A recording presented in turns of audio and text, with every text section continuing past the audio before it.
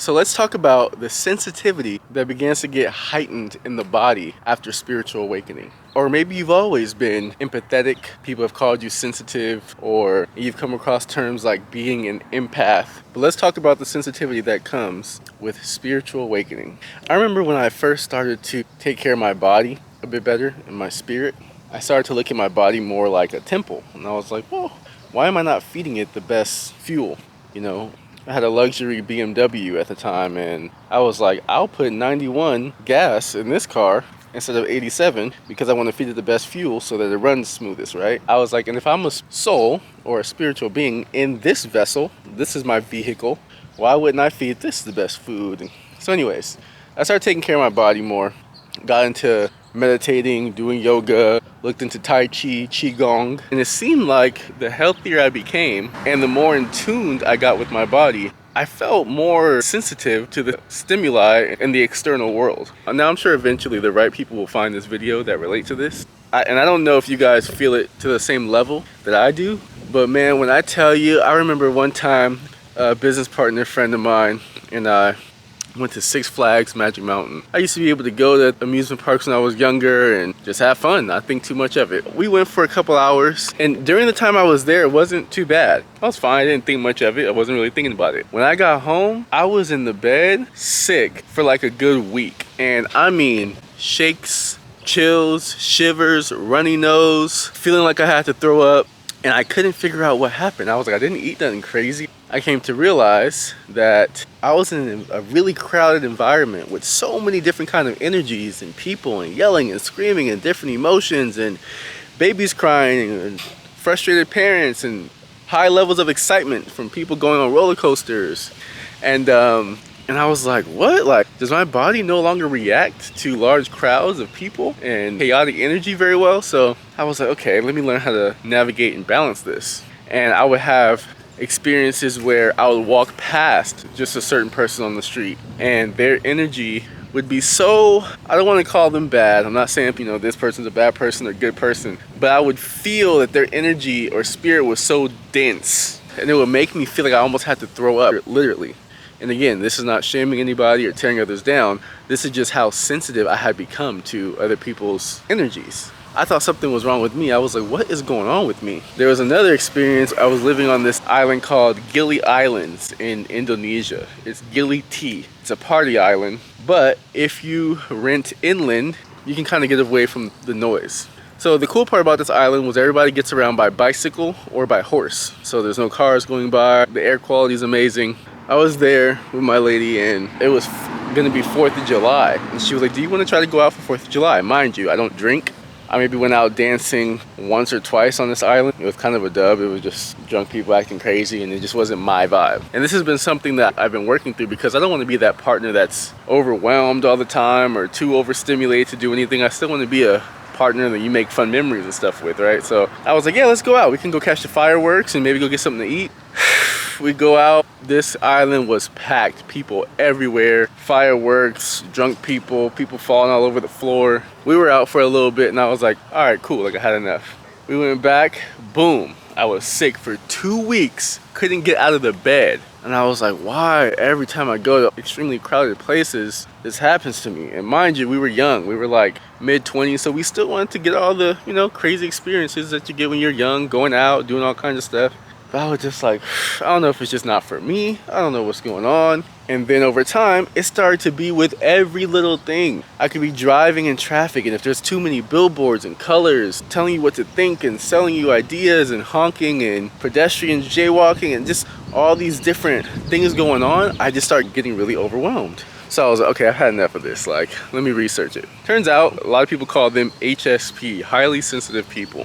I feel like if the mainstream doctors or something find this out, they'll probably try to put you on medicine or something, but I don't believe in that. So I had to look a little bit deeper. And it turns out a lot of people who've gone through deep spiritual awakenings or done a lot of healing or just become more sensitive to the vibrations that they're aligning with, they have a hard time watching TV or at least like violent shows, listening to harmful, negative, degrading music. It literally hurts their spirit when they see these things or hear these things. To me, when I would have conversations with people, if they describe something, I'm a very vivid, imaginative person. So if they describe something, I would imagine whatever it is they're describing. So if they're explaining how someone fell and broke a bone, I just start feeling it, like the scenario. Their words feel like they were punching me or, or something like that. But then again, in the same breath, if someone's saying it's such a beautiful day, I'm having a lovely, wonderful day, and I'm just filled with so much gratitude. These words felt so loving and warm, and I would feel them so deeply, in the soul that I am. But I just began to become extremely sensitive. And I started to try to align my energy with things that make me feel really good. For example, the more I read about it, the more I came across people explaining that it was a superpower, because a lot of people aren't empathetic on that level. So it makes it harder for them to empathize with people. It's like an extreme level of emotional intelligence. I like to look at it like it's God's way of communicating with me. When I get next to something that feels really bad, I know this isn't for me. And when I get next to something that feels really good and safe, and I know that that's the direction I'm supposed to go into. So I literally follow my heart, whatever my heart is feeling. So what I would do is I would go try to align myself with all the things that felt so good. So I would go hang out at the park or in nature or in waterfalls and forests, and I would literally feel like I was recharging and rejuvenating. It brought me to the conclusion that the earth and the planet is alive. Everything is alive. The water, the air, the trees, the food we eat and consume. So I was like, okay, well, I want to get next to all the things that live. So now if I watch content or media, it's something that's pouring positivity into my mind. Kind of like what I'm creating for you right now. And it feels better. Or I'll listen to like jazz or classical music or healing vibrational frequency music. Slowly but surely, it kind of felt like my body was purging out negative emotions and no longer allowing me to align with them. You know how if you put two magnets on the positive negative side of each other, they'll repel? Yeah, I began to feel an extremely strong repellent in my spirit toward things that were harsh or dense. I know a lot of men don't talk about their emotions or feelings, but I know that there have to be so many people out there experiencing the same thing. And they're like, why do I feel so sensitive to certain stimuli? For me, it would get so bad that if I was in an environment that had multiple TVs going on, or people who were yelling, or that just felt extremely dense, I can literally almost throw up being in the environment. And that's not to say anything about the people or environment. It was just me. And that made me feel a little bit more off. I was like, is this something wrong with just me? No one else seems to be feeling these things. And I would watch other people be able to go to crazy sports games. Then they would go out drinking at a loud, crazy bar. People would be getting into fights and stuff. They would go home, watch loud sports games, have the sports game going, and then be playing video games. And then whoever else is in the house watching something else on TV loud. The phone is playing content. I felt like I could literally pass out. It seems like the more you awaken and clean your body and work on your mind and heal, you become more sensitive. It's almost like you have a sixth sense or a higher knowing, and it uses your feelings and your intuition and your heart and your spirit to help you discern what's in alignment for you. And it will tell you very strongly this is not for you or this is for you. You can feel it in your soul. It's almost like how some people say a gut feeling. It's like your stomach will literally feel so bad about something you can almost throw up. And I'm sure a lot of people experience that, but I don't think most people listen to it. A lot of people ignore it. But if you follow that guidance system, it will lead you to an amazing and healthy life for you, no matter what you have to go through or how misunderstood you may feel.